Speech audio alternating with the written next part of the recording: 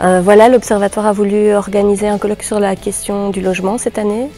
Le logement, c'est une question essentielle. On sait que l'accès à un logement décent est un droit fondamental et que malheureusement encore aujourd'hui, le poste logement sur le budget pèse énormément pour certains ménages. On a souhaité aborder trois principales questions. Tout d'abord la question de l'accès au logement, tant pour les propriétaires que pour les locataires. Les questions liées à la précarité énergétique et la précarité hydrique, donc le coût global du logement. Et enfin, on trouvait important de finir le colloque par des présentations d'alternatives en matière de coûts. Quelles sont les alternatives qui sont testées actuellement en Belgique et à l'étranger pour permettre à des ménages en difficulté d'accéder à un logement décent.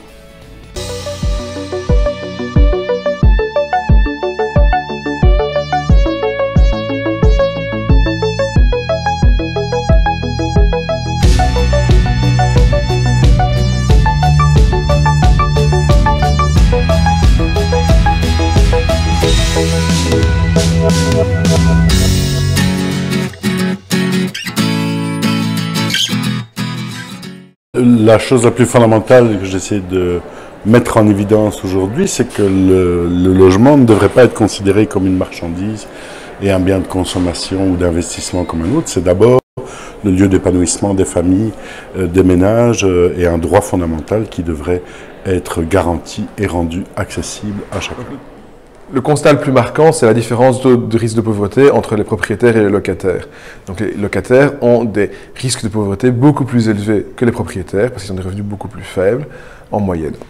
Et donc le plus marquant, c'est aussi qu'il y a ces différences s'accroît au cours du temps. Donc si on regarde les statistiques au cours des 10-15 dernières années, on voit que le taux de pauvreté des locataires a tendance à augmenter, alors que le taux de pauvreté des propriétaires stagne ou a une tendance à légèrement diminuer. Il y a plusieurs constats à mettre en évidence. Le premier, c'est qu'on constate effectivement une hausse de l'endettement en Belgique. Alors la question est de savoir si elle est préoccupante ou pas. Si on regarde en fonction du type de ménage, la capacité de chacun à pouvoir rembourser son endettement au cours du temps, mais on voit quand même qu'il y a certains types de ménages pour lesquels la charge de remboursement est importante, notamment les familles monoparentales. En même temps, concrètement, sur les taux de défaillance des crédits, à la banque, on ne constate pas une augmentation de ces défaillances en général et on constate au contraire que c'est relativement faible, c'est-à-dire inférieur à 1%. Et donc que les ménages qui ont obtenu un crédit s'attachent à pouvoir les rembourser afin de conserver leur logement. Je pense qu'à l'heure actuelle, le loyer, quand je vous prends mon exemple, le loyer représente la moitié de ce que je reçois. Et donc, il reste l'autre moitié pour subvenir à ces autres besoins, qui sont les besoins de communication, notamment maintenant à l'époque du numérique, nous avons la connexion Internet, le téléphone et l'eau et la nourriture et les différentes factures pour assurer aussi sa santé.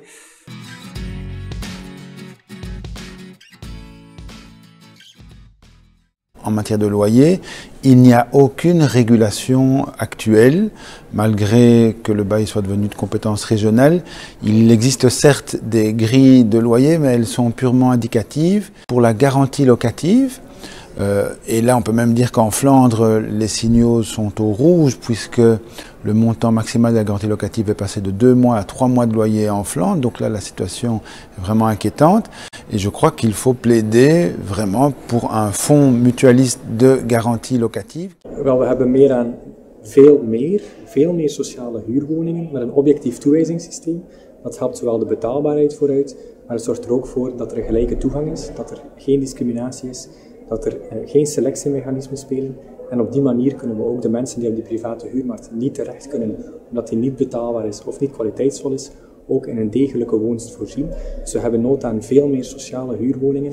En daarnaast moeten we ook denken aan een effectief beleid voor de private huurmarkt, met bijvoorbeeld veel meer huursubsidies, vormen van geconventioneerd verhuren en een echt kwaliteitsbeleid.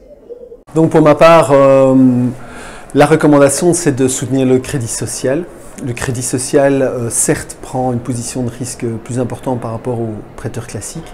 Il prête également plus que les prêteurs classiques, mais on permet quand même à un public précarisé, avec des revenus précaires et modestes, d'accéder à la propriété. Bon, évidemment, ça pose d'autres questions, mais je pense vraiment qu'il faut aller vers continuer à soutenir le secteur. C'est que le politique puisse s'emparer de toutes les initiatives citoyennes, pouvoir se l'accaparer, et je pense que c'est le mixte de toutes ces initiatives qui vont pouvoir peut-être donner une solution ou en tout cas une avancée en matière d'accès au logement. C'est une attention par le politique de tout ce qui est souhaité et pensé par les citoyens et notamment les plus vulnérables.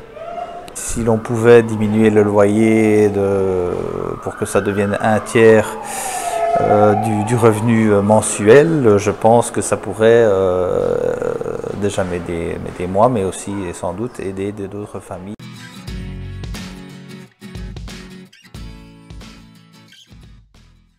Oui, donc ce qu'on a constaté, c'est que sur les 10 dernières années, il n'y a pas vraiment eu d'évolution par rapport au pourcentage de ménages qui étaient touchés par la précarité énergétique. Pourtant, on avait un contexte favorable avec le climat qui était suffisamment clément pour absorber les hausses de prix des énergies, qu'il y a eu notamment à partir de 2016. Mais le pourcentage de ménages est resté stable en précarité énergétique et on constate que c'est probablement lié à la stagnation des revenus disponibles des ménages d'une part et à l'augmentation du coût du logement d'autre part, qui lui a par contre été relativement conséquent et qui touche plus particulièrement les ménages cherchant un petit logement à coût modéré. Water en sanitatie is heel belangrijk voor iedereen in zijn leven. Hè. Je hebt dat nodig om te drinken, om je te wassen, om te koken, om naar het toilet te kunnen gaan. Nu, de voorbije jaren hebben we gezien dat de waterfactuur toch wel sterk is gestegen.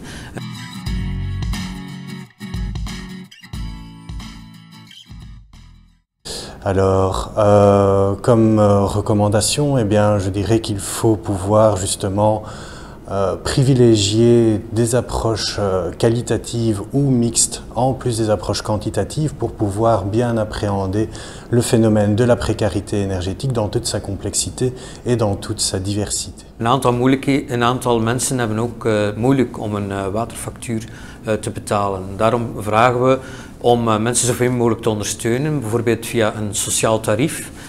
Zoals in Vlaanderen, of in combinatie met een sociaal waterfonds in Brussel en Wallonië, waar men tussenkomt op maat van de situaties. Daarnaast is het ook belangrijk om bij betalingsmoeilijkheden om mensen te kunnen steunen via schuldbemiddeling en ook om in dialoog met de betrokken personen te gaan. Dat is heel belangrijk, ook om sociale statistieken te hebben, dus cijfers over de problematiek en om zo samen met de verschillende actoren verder te kunnen werken aan een sterk recht op water en sanitatie. Parmi les recommandations, c'est de se rendre compte que les locataires sont particulièrement à risque de précarité énergétique et donc c'est de réfléchir à une série de mesures qui permettrait d'améliorer la qualité du logement de ces locataires et donc, entre guillemets, de mobiliser les bailleurs à une amélioration du logement qui est mis sur le marché ou au niveau des logements sociaux également, mais en faisant attention à ce que ça ne se traduise pas par une augmentation trop forte des loyers et donc d'avoir un problème d'accès au logement pour une série de locataires.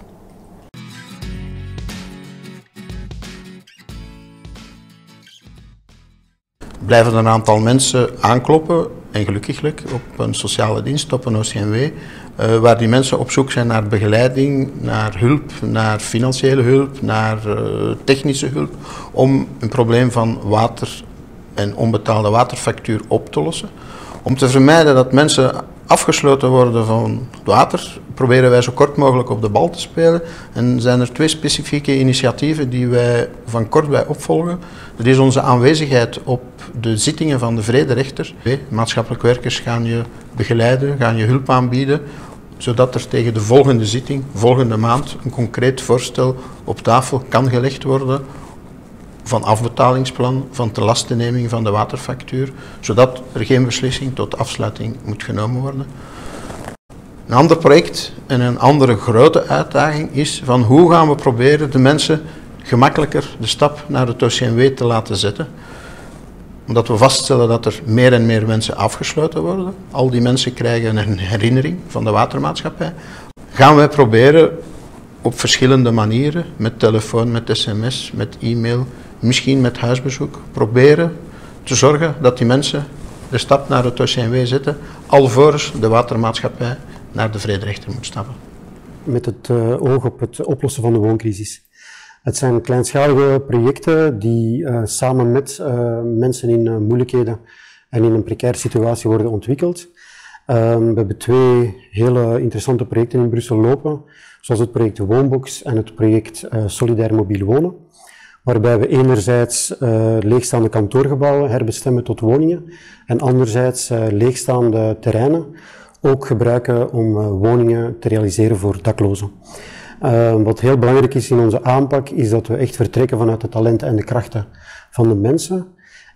En dat we samen met hen een weg afleggen om een heel belangrijk aspect in hun problematiek, zijnde de huisvesting, mede op te lossen.